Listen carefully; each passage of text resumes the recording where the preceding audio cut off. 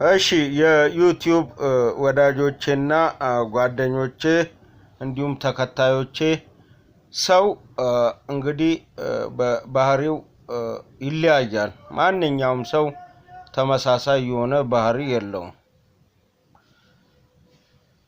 ይሄ የሆነበት ዋናው ምክንያት ሶስት ምክንያት አሉ። ይሄን ያልኩበት ምክንያት ትልቁ ነገር ምንድነው? አንዳንድ ሰው ብዙ ጊዜ ሰውን ሲታዘብ ለምን የኔን አይነት ባህሪ አይኖረውም? ለምን እኔ የማረገውን አያረግም? ለምን በኔ መንገድ አይሄድም ብሎ የሚያስቡ ብዙ ሰዎች አሉ። ይሄ በፍጹም አይሆንም። ለምን የሰው ልጅ በባህሪው በሶስት ምክንያቶች ባህሪው ይለያያል። በሶስት ምክንያቶች አንደኛው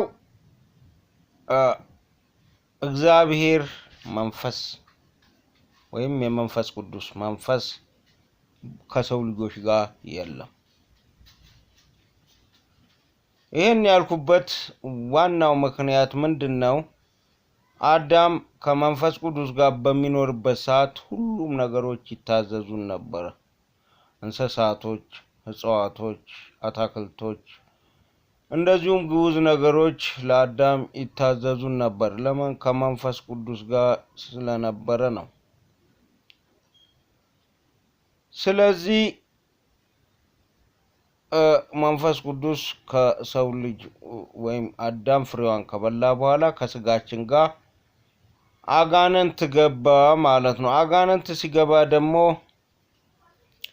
በጣም የሚገርመው ነገር ስጋችንን ያ የሰይጣን መንፈስ የገባበት ስጋችንን ይዘን አሁን መንግስተ ሰማያትን መውረስ አንችልም። ሰው ከነስጋው መንግስተ ሰማያትን መውረስ አይችልም በእግዚአብሔር ጸጋና በረከት ካልሆነ በቀር።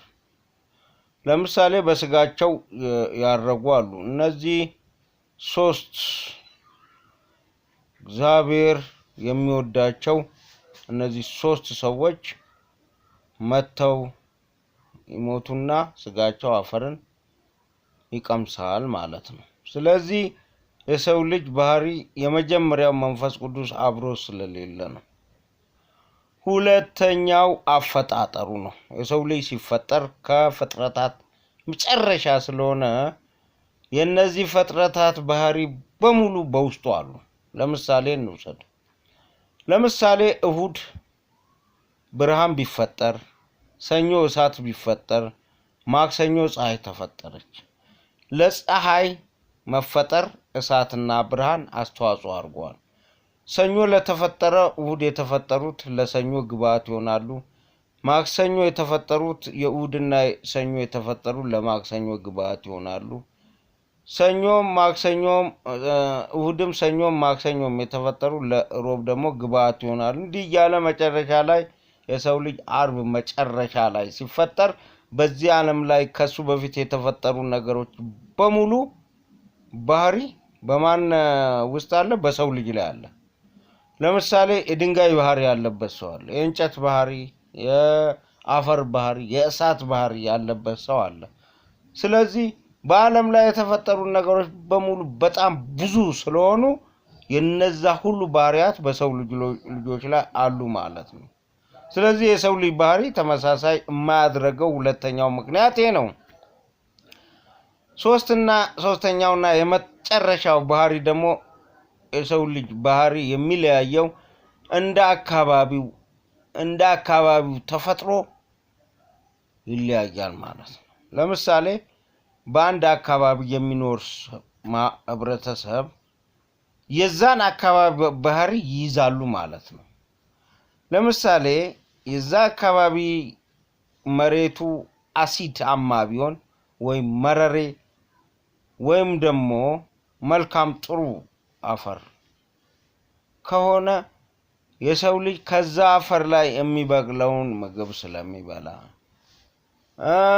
የሚወጣውን ወይንም የሚመነጨውን ውሃ ስለሚጠጣ የዛን አካባቢ ተፈጥሮ የተላበሰ ይሆናል ማለት ነው። ስለዚህ የጎንደር ሰውና የሐረር ሰው በባህሪ አንድ ነው ማለት ይከብዳል። የጋምቤላና የሶማሌ ህዝብ ባህሪ አንድ ነው ማለት ይከብዳል። ስለዚህ ነው የሰው ልጅ ባህሪ በእነዚህ በሶስት ምክንያቶች ይለያያል። ስለዚህ ከዚህ ትምህርት ምንድነው የምንወስደው? ለምን እኔ ያልኩትን አይሰማም? ለምን እኔ ያልኩትን አይተገብርም? ለምን እኔ ባልኩት መንገድ አይሄድም ያ ሰው ማለት ይከብዳል። ቢቻል ምንድነው ባህሪን በማቀራረብ አብሮ የመኖር ጸጋ እንዲያላብሰን እግዚአብሔር እንለምናለን እንጂ